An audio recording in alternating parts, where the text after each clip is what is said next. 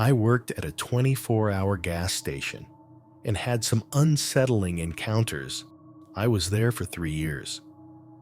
The station had an auto shop attached, but was rarely needed at night, so I typically just dealt with people coming for gas. Occasionally, I'd be asked to work on a car overnight from the day shift. One time, I found several bags of heroin leaking out from the driver's seat. I was nervous the owners would know I saw it, so I stuffed the bags back in. The station was out on a country road, so the types of customers I generally served were truckers, or farmers, or the random couple driving home from a date. However, there were the anomalies, the car accidents, the drunk driver that killed a small family in the intersection out front. There was a vicious, blazing inferno coming out of that minivan. The dad made it out, but he was on fire and died in the middle of the road. One time, I served gas to someone who was being chased by the police. Of course, I didn't know that at the time. I just thought the driver was in a hurry. I was robbed at gunpoint, twice. It was the same two ski-masked guys, too. They just took turns speaking between the two incidents. Then there was the time an old guy drove up, got out of his car, and died of a heart attack 2 steps later. Those incidents were normal, or at least understandable, explainable. But there was one night something unexplainable happened. It was shortly after 3 a.m. Headlights drove in carrying a 1966 Pontiac Bonneville 2-door coupe. A thin trail of smoke was coming from under the hood. The inside of the windows were all fogged up, so I couldn't really see the interior of the car or the occupants. The car drove past the gas station and right into the auto shop. The lights weren't even on inside the shop, but the headlights lit it up. I went to greet the driver and flipped on the overhead lights of the shop, but they came on weak and dim. The driver's side door opened as I approached, and I was immediately hit with a stench of old damp cloth and dust. A middle-aged man got out uneasily, like his knees were made of twigs.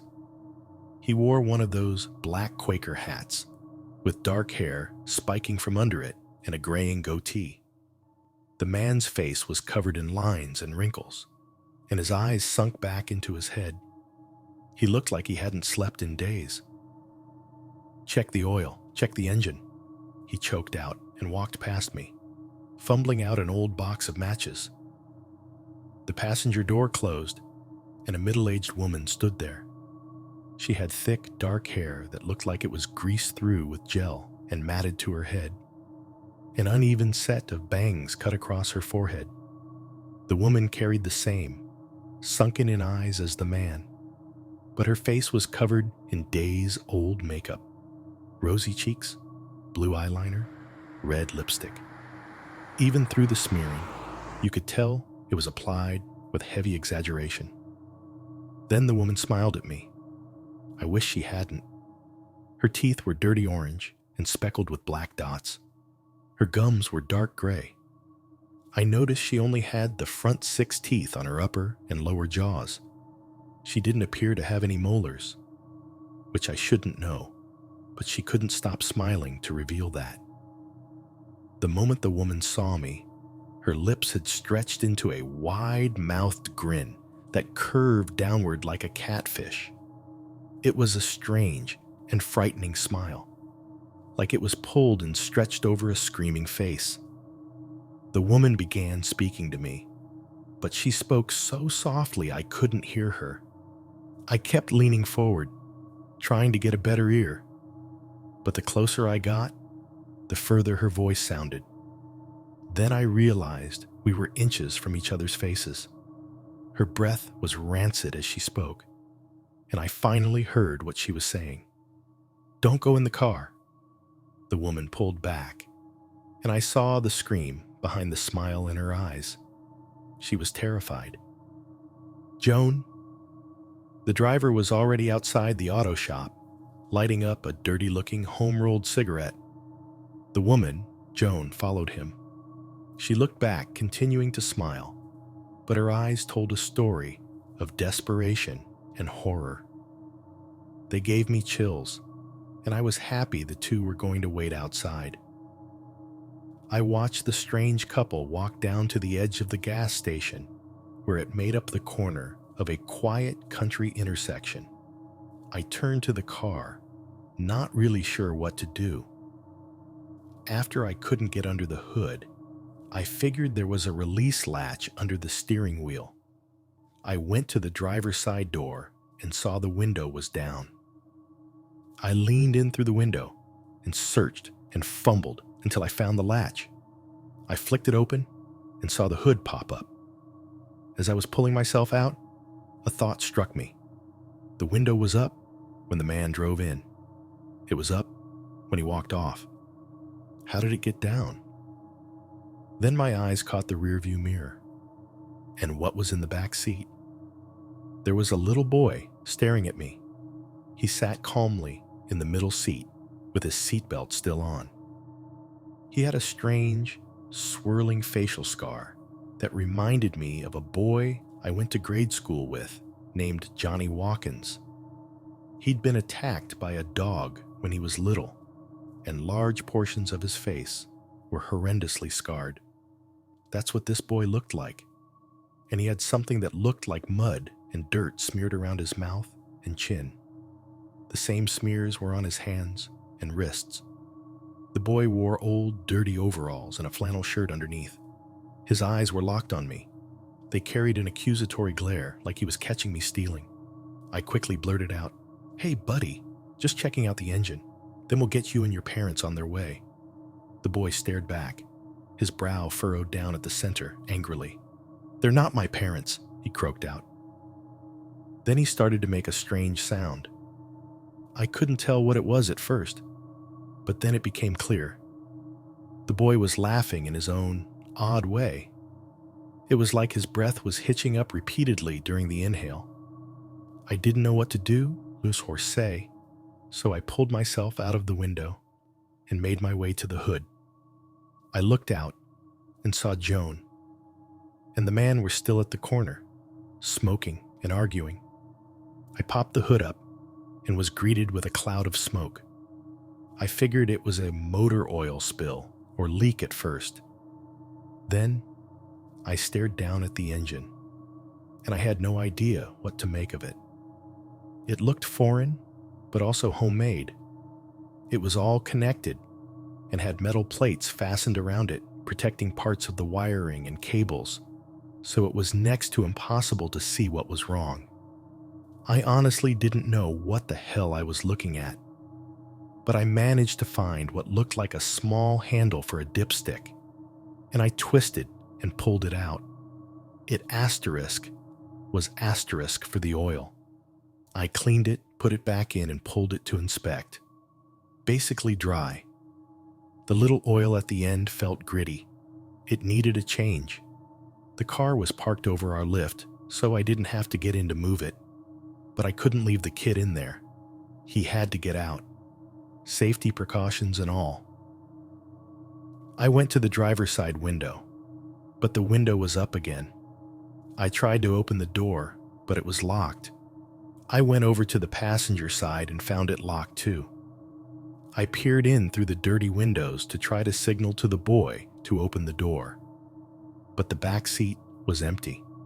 The car was empty. He was gone. The only explanation I could come up with was that the back seats of the car pulled down and allowed access to the trunk. So I checked the trunk, but it was also locked. I knocked on it, trying to get the boy's attention if he was inside, but nothing came back. I looked outside, but couldn't see Joan or the man. I was confused and nervous, and all I could think to do was explain that our lift wasn't working, so they'd need to get their oil changed at another shop in the next few days. Then I'd send them on their way. A loud clunk made me jump. On the other side of the garage, a loose wrench was on the ground. I walked over to it and picked it up. It had a small, child-sized, muddy handprint on it. And suddenly, That odd laugh echoed out from somewhere in the garage. I raised the wrench to swing, but there was nothing to swing at. The loud metal rattling of the front, retracting door slamming shut, made me yell. I went over to inspect the now shut door, but as I did, the retracting metal doors at the back slammed shut as well. At this point, I figured the kid was messing with me, so I called out to him, telling him playtime was over and to come on out. Then the power went out. The garage was completely black. Not a single window could be seen. I tried to open the front metal gate, but it wouldn't budge, like it was welded shut. More metal tools clanged against the ground. One slammed against the metal door right beside my head, and another. The boys' hitched laughter croaked out from somewhere in the dark of the shop. I couldn't see anything, but knew the layout of the garage, inside out and backwards. There was a flashlight on the far end of the wall to my right. There were shelves along the wall and a wide workbench I could follow. I moved along the metal door to the wall and found the edge of the bench. The boys' laughter got louder, echoing through the garage. It stopped sounding human, though. It was more hyena-like, and the source of the laughter was getting closer to me. With it, I felt a hot, rotten breath assaulting my nostrils. It followed me along the bench and towards the end of the wall. Through laughing, the boy quietly repeated, "I'm gonna find you. I'm gonna find you." My foot hit what felt like a ratchet wrench, which loudly skittered across the metal grating on the floor. "Was that you?" the boy squealed out. Realizing I still had the wrench in my hands, I first picked up. I threw it across the garage, hoping to hit the back wall and cause a distraction. It left my hand, but it never landed. "There you are," the voice called out through laughs. Something shuffled behind me. I hit the end of the bench and reached up, knocking over multiple tools and causing a series of loud crashes. But I didn't care. I felt the flashlight grip and turned it on, spinning and pointing the light behind me. I wished I hadn't. The boy was 2 feet from me. I only saw his face for a moment, but that was enough. The boy's facial scar had unraveled, like layers of extra skin in some strange face scarf covering. Only the fleshy layers were actually attached to him and contained rows of needle-like teeth on the inside. When the skin flap opened, it tripled the original diameter of his mouth. I screamed and fell backward. I expected to hit the ground and immediately have the boy's frightening mouth biting down on my face or neck. I hit the pavement outside the garage instead. The lights of the gas station poured over me. I looked back into the garage from my back. The lights were on. The metal door was open. The Bonneville was still and silent. Windows closed and clear. Footsteps approached from behind me. I scrambled up and turned to see Joan, and the man had returned. He flicked his cigarette butt and approached me and mumbled, "How much?" I couldn't speak. My lower jaw moved, but all I could stammer out was, "Don't worry about it." The man shrugged and walked back to the car. I turned and found Joan there, staring up at me. She was whispering something quickly and repeatedly. I leaned in and heard it clearly. "You should have listened. You should have listened. You should have listened." The man called out from the car, snapping Joan back to him. Still smiling, Joan shook her head at me, tears rolling down her cheeks in dark smears. She walked back to the car and got in. The Bonneville started up and drove past me. The windows were no longer blurred by fog, so I could see inside clearly. I saw the man staring straight ahead. Joan, sitting passenger beside him, smiled out at me with worried eyes. Then I saw the back seat. It was empty. The boy was gone. I was so afraid.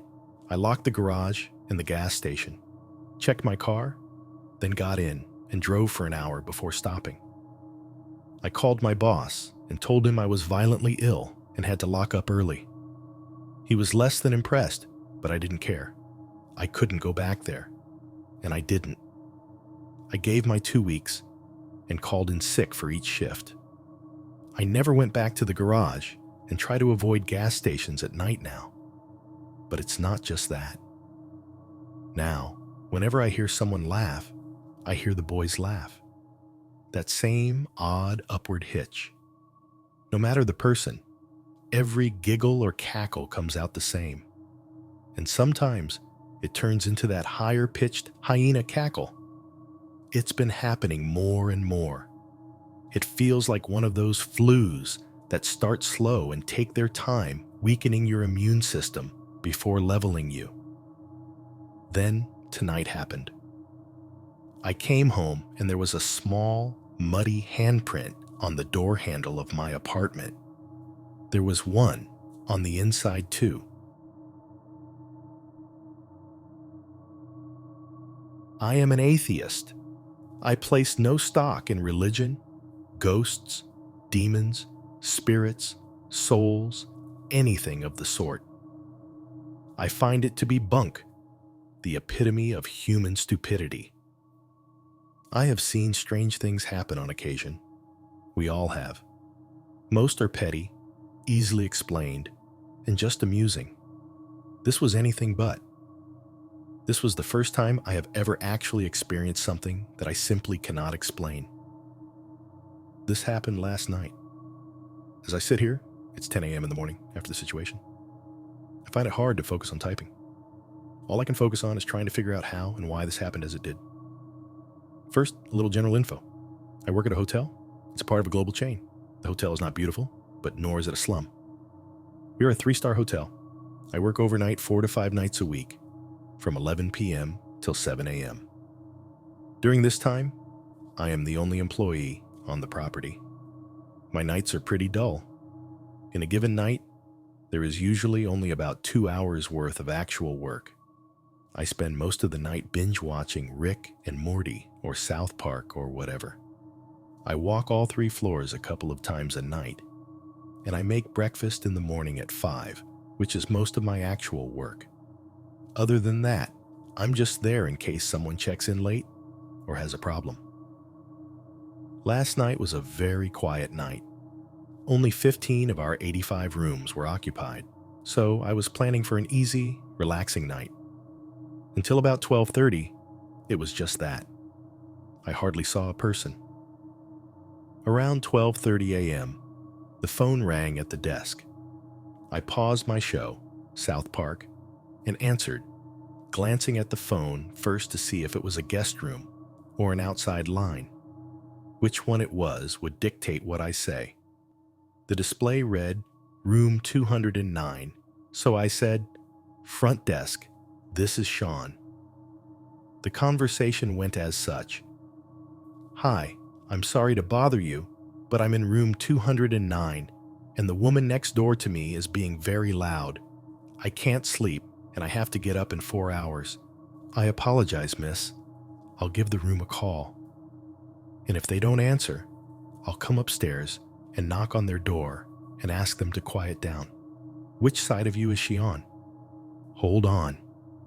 Here, I heard her set the phone down. Then I heard a door open. A few seconds later, the door shut. Then she picked up the phone again. Hello? Yes, I'm still here. If I look out the door, it is the room on my left, which is 211. Okay, I'm sorry. I'll get it sorted out. Thank you. Good night. I hung up the phone, picked it back up, and dialed 211. There was no answer.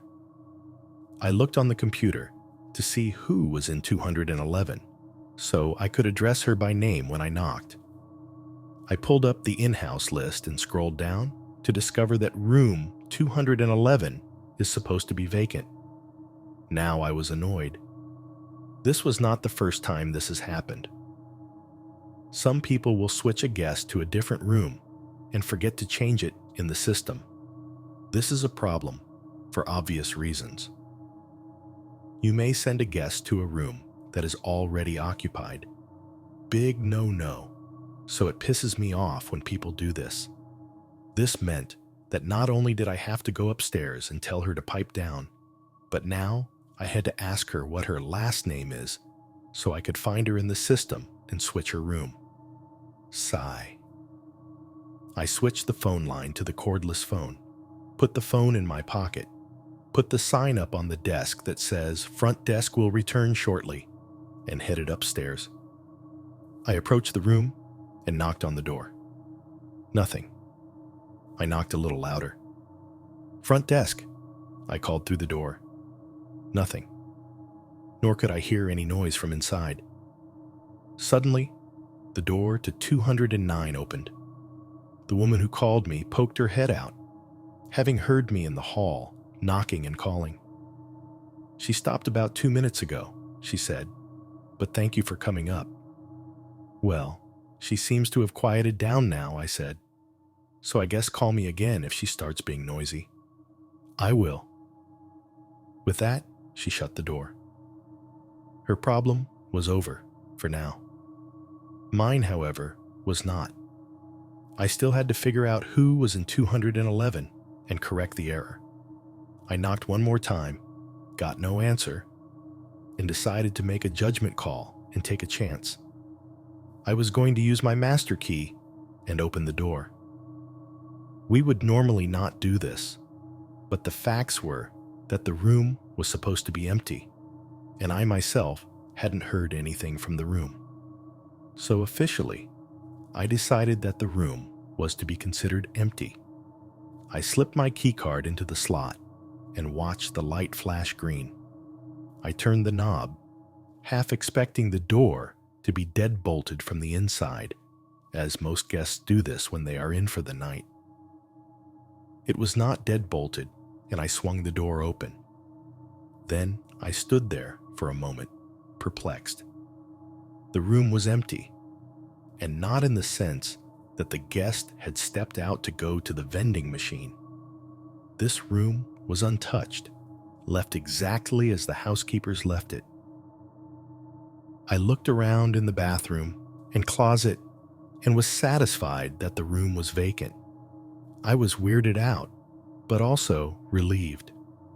The woman had been mistaken, and the sound was coming from somewhere else. No rooms were wrong in the system, like I'd thought. I made a mental note to check room 207, the room on the other side of 209, in the computer when I got downstairs. It probably came from that room, and they had just finally gone to sleep. But I did not have a chance to check the system. I did not even get a chance to get down to the first floor. A few seconds after calling the elevator, before it arrived, the cordless phone rang in my pocket. I took it out, looked at the little LCD display, and froze. The display said room 211. I looked back down the hall toward the room, pushing irrational thoughts out of my head. It was silent in the hotel, save for the ringing phone in my hand. Nobody had gone in or out of the room, as far as I could tell. Well, I thought, ignoring the uncontrollable sense of dread that was welling up in me, now I can finally get to the bottom of this. I answered the phone. "Front desk, this is Sean." The woman sounded angry. "Did somebody just come into my room?" Ma'am." "What room are you in?" "I'm in 211. "Somebody opened the door a moment ago, walked through the room, and left. I'm trying to sleep in here." Who was in my room? This is where I really started freaking out. Was somebody messing with me? No. How could they change the room number as it appears on our phone system? But if that wasn't the case, then how was I talking to this woman? I literally could not think of a reply. I could not think of what to do. Call the police? No. What would I tell them? That we have an unauthorized guest in the hotel who called me from a vacant room? and that nobody has actually seen this woman? Then it hit me. I was still on the second floor. I had this woman on the phone. All I had to do was keep her on the phone while I walked back to 211. I couldn't think of what to say to her, so I just decided to be honest. I slowly started back toward 209. Ma'am, we had a complaint about noise from your room, but it looks like an error was made in the system, and your room is listed as vacant. Could you tell me your last name? My last name is blank. I've been here for 3 nights so far. Why the hell are people coming into my room? She was sounding more upset now. I was typing her last name on my cell phone so as not to forget it. Well, ma'am, as I said, the room was listed as empty, and we got a complaint about noise. So I knocked and then went in to investigate, but the room looked empty. At this point, I was only a few steps from 211. I approached the door as the woman got more upset. Noise? I've been asleep for hours until someone barged into that point, right there, halfway into what I am sure was going to be barged into my room, was when I knocked on the door. I was listening to her on the phone, and I reached up and knocked. The moment my hand made contact with the door, the line got cut off. Immediately, I took out my master key and burst into the room to find nothing. Just an empty room, left in order by the housekeepers, exactly as it was before. I slammed the door behind me and frantically searched every corner of the room. Nothing. I searched every place that a human being could hide, even in the fridge. Nothing. Now, I was very freaked out. I ran out and ran down to the front desk, my heart beating so hard I could literally hear it. The first thing I did was search the system for the name she gave me. We had no record of anyone ever making a reservation under that name. For the next couple hours, I was on edge, just sitting at the desk, glancing around like a nervous lizard, darting my eyes this way and that. Everything seemed to move in my peripherals, a symptom of my fear. I guess I wouldn't call it fear, more of a sense of disturbance. Like reality had suddenly hit a bump or had a glitch, with the inescapable feeling that it was not over, and more was going to happen any second. But it never did. Eventually, I had to make breakfast. That helped distract me. And then, to my relief, a couple of my regular guests came down for breakfast. It was comforting to talk with a familiar face. It helped calm my nerves. Of course, I mentioned nothing of this to them, or to my manager when he relieved me. I haven't heard from the mystery woman again, but I did see the woman who initially complained. I thought about pulling her aside and talking to her about it, but I thought better of the idea. After all, she hadn't seen the room. She hadn't seen it all in order, empty. All she knew is that there was noise in the next room.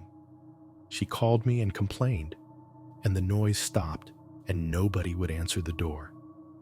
If I started telling her about my phantom woman, she would think I was crazy.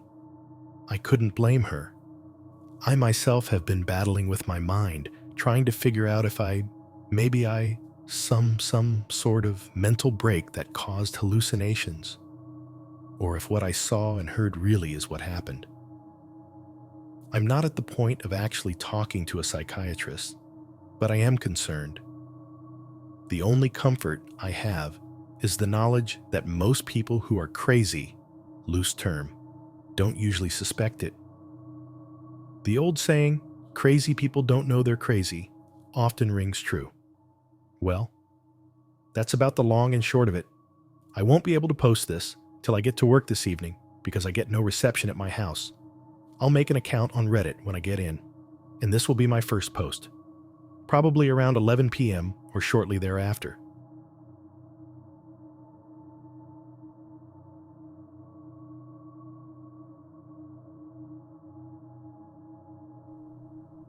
I had been a security guard for almost 20 years, but nothing could have prepared me for the eerie silence of the old, abandoned hospital on the outskirts of town. The building, once a bustling hub of life and healing, had been closed for over a decade, its walls now crumbling and covered in ivy. Most of the locals avoided it, claiming it was haunted, but I didn't believe in ghosts. I took the job because it was quiet, the pay was decent, and I didn't mind being alone. The first few nights were uneventful. The only sounds I heard were the distant hum of the city, the occasional creak of the building settling, and the soft rustle of leaves in the wind. I would make my rounds, walking the long, dimly lit corridors, my flashlight cutting through the darkness. The hospital's rooms were empty, the beds long removed, and the medical equipment left behind was covered in a thick layer of dust. But then, about a week into the job, things began to change. It started with the footsteps. I was on the 3rd floor, checking the old surgery wing, when I heard it. The unmistakable sound of footsteps echoing down the hall. At first, I thought it might be an animal, a raccoon or a stray cat that had wandered inside, but the footsteps were too deliberate, too heavy. They sounded like someone was wearing boots, just like mine. I froze, my heart pounding in my chest, and strained to listen. The footsteps stopped as soon as I did. I shone my flashlight down the hallway, but it was empty. Nothing but peeling wallpaper and broken tiles. Slowly, I started walking again, and after a few steps, the footsteps resumed. This time closer. "Hello?"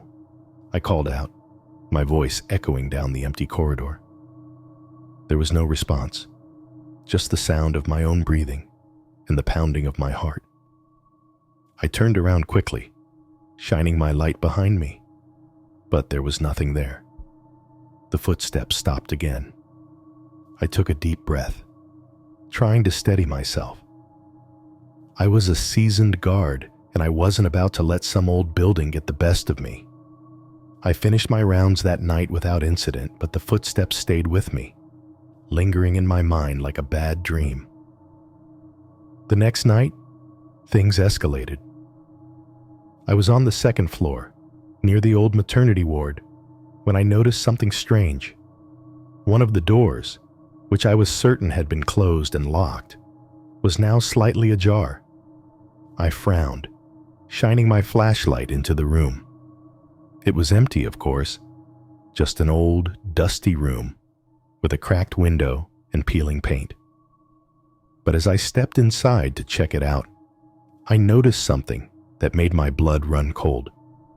The dust on the floor had been disturbed, as if someone had walked through it recently. I could see clear footprints leading from the door to the far wall where they abruptly stopped. My hand tightened on my flashlight, my skin prickling with fear. I had been the only one in the building for hours. There was no way anyone could have gotten in without me knowing. I quickly backed out of the room, slamming the door shut behind me. I checked every floor that night, making sure every door was locked, every window secured. But as I made my way back to my station, I couldn't shake the feeling that something was watching me. Over the next few nights, the disturbances grew more frequent. Doors that had been locked were found open, objects were moved, and the footsteps followed me wherever I went. One night, I found a wheelchair in the middle of the hallway, its wheels still spinning as if it had just been pushed. Another night, I discovered a light on in one of the rooms, a light that shouldn't have been working, given that the building had no power. I started to lose sleep. I would wake up in a cold sweat, the sound of footsteps echoing in my mind. I became jumpy, nervous, constantly looking over my shoulder. I even started to doubt my sanity. Maybe I was imagining things, I told myself. Maybe the isolation was getting to me. But deep down, I knew it was more than that. Something was wrong with the hospital, something that didn't want me there. One night, as I was making my rounds, I heard a door slam behind me. I turned around, my heart racing, and saw a figure standing at the end of the hallway. It was dark, but I could just make out the shape of a person, tall, thin, and unmoving. "Who's there?" I called out, but the figure didn't respond. It just stood there, staring at me, its face hidden in the shadows. My hand shook as I raised my flashlight, the beam cutting through the darkness. But when the light fell on the figure, it vanished.